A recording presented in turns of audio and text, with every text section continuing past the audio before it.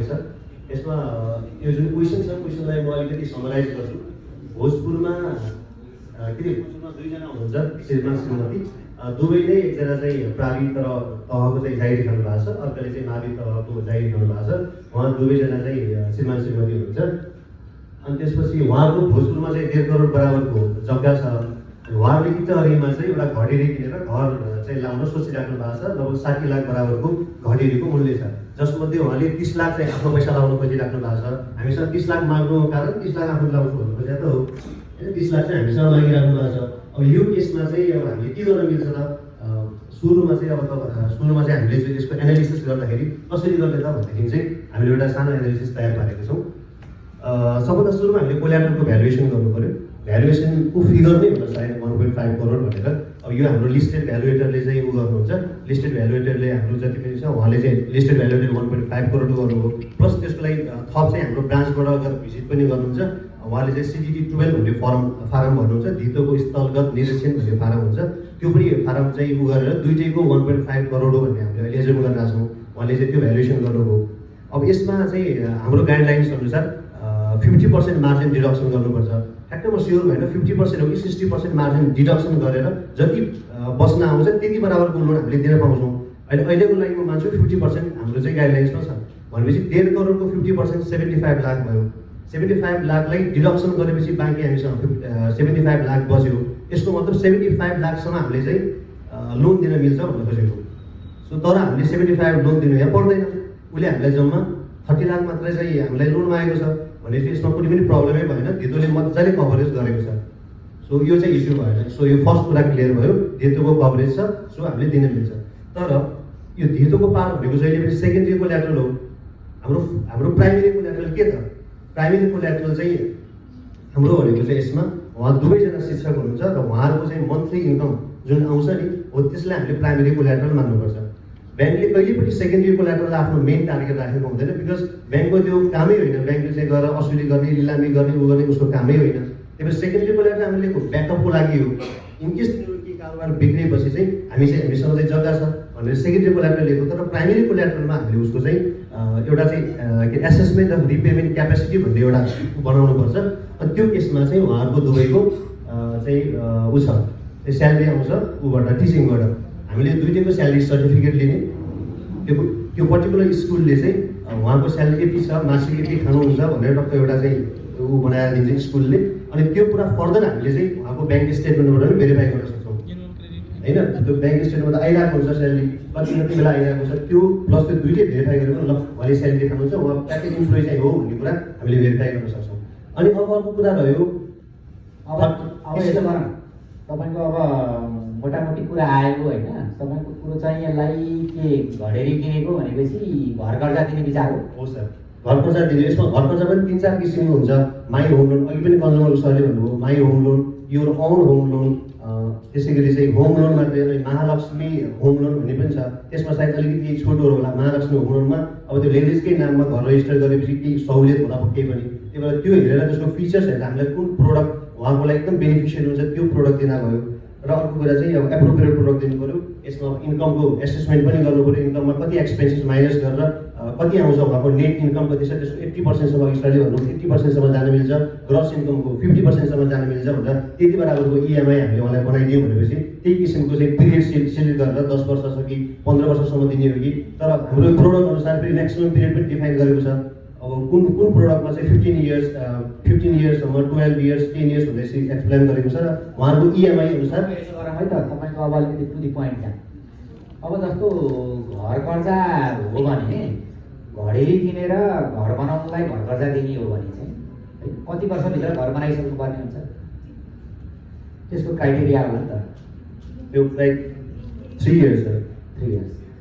अनि 3 इयर्समा घर बनाइसक्यो। अनि अर्को धितोको हिसाब चाहिँ घर कर्जामा सामान्यतया के हुन्छ होला, जस्तो जहाँ घर बनाउने हो त्यहाँ घर के अरे चाहिँ त्यही धितो राख्नुपर्छ होला है। हुँदाखेरि त यो 1.5 करोडतिर उहाँले टच गर्न मिल्यो, 60 लाखतिर टच गर्न मिल्यो।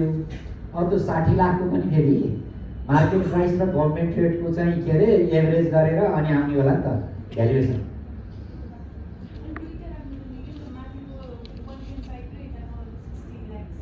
हजुर माथिको पनि सेकेन्डरी क्वालिटी राम्रो पनि तलको जुन 60 लाखमा उसको लागि त्यो पनि अनि अर्को उहाँले अहिले भन्नुभयो नि प्राइमरी कोल्याट्रल चाहिँ के अरे आम्दानी हो, सेकेन्डरी कोल्याट्रल चाहिँ कोल्याट्रल हो भन्नुभयो नि, ठिक हो?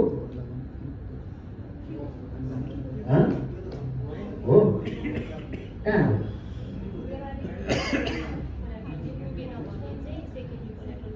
प्राइमरी र सेकेन्डरी कसरी छुट्याउनु भने त्यो त ऋणको रिपेमेन्ट गर्नुको लागि आम्दानी हेरिने मात्रै हो।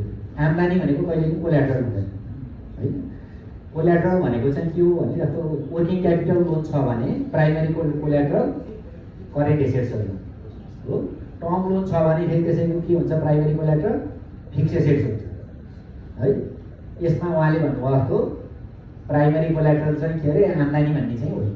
आम्दानी चाहिँ अलिक भरपर्दो छ भनेर अलिकति कन्फिडेन्स आउने चाहिँ हो होइन, त्यसरी चाहिँ होइन। अनि अरू कुनै प्रोडक्ट छ होला जस्तो यसलाई सुट गर्ने अरू कुनै प्रोडक्ट पनि हुन्छ नि?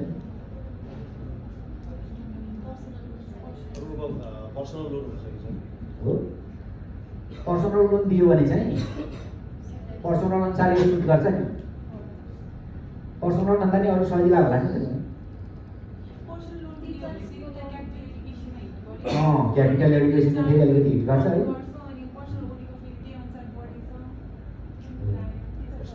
प्रिमियम पनि बढी होला। जे पर्पस छ त्यही पर्पसमै दियो भने चाहिँ सहज पनि होला। उसको पर्पसै होम चाहिँ घर बनाउने छ भने घर कर्जा नै दिएपछि चाहिँ हामी पर्पस पनि मिट गर्छ। ठिक छ ल, तपाईँले कुरो त ठिकै ल्याउनु हो। अरू साथीहरू केही छ उहाँप्रति क्वेसन? हो किन?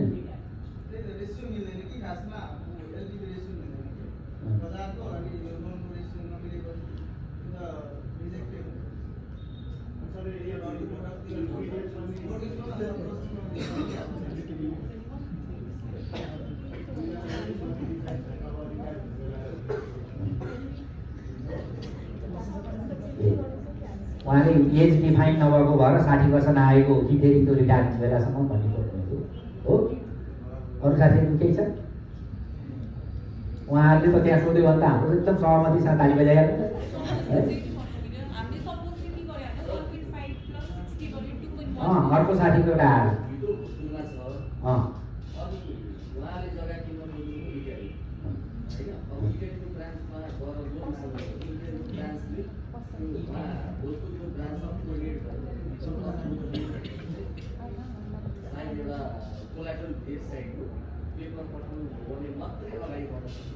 पोलिसी डेभिएसन साइन गराउनुपर्छ।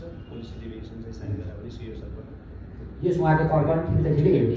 यो कुन शाखाबाट लोन लिन लागेको हो भन्ने कुरो साह्रै क्लियर छैन नि है। केसहरू भनेको यस्तै यस्तै हुन्छ कि अलिअलि कन्फ्युज हुने खालका जग्गा जग्गा अर्थ लाग्यो भने हाम्रो संविधान जस्तै हो कि है। ठिक छ, उहाँहरूले भनेको कुरा ठिकै हो। मैले चाहिँ कसरी सोचेर भन्नुहुन्छ भने त्यो केस बनाउँदाखेरि चाहिँ विधायकी मनसाय भन्छ नि, ऐन बनाउँदा कस्तो हुन्छ भने यसको कुरो चाहिँ कस्तो हो भने जस्तो दुवैजना टिचर छन्, हामी कहाँ टिचर्स लोन भन्ने एउटा सजिलो प्रोडक्ट छ क्या है। टिचर्स लोन राखिदियो भने चाहिँ अहिले टिचर्स लोनको हामीले सिलिङ पनि बढाइदिएको छ। जस्तो पहिला 10 लाख थियो परे, अहिले 10 लाख बढाएर 20 पुऱ्याइदिएको छ है। अनि अब दुईजना श्रीमान श्रीमती नै भएपछि त एउटाले 20 अर्काले 10 लिए पुगेको हो।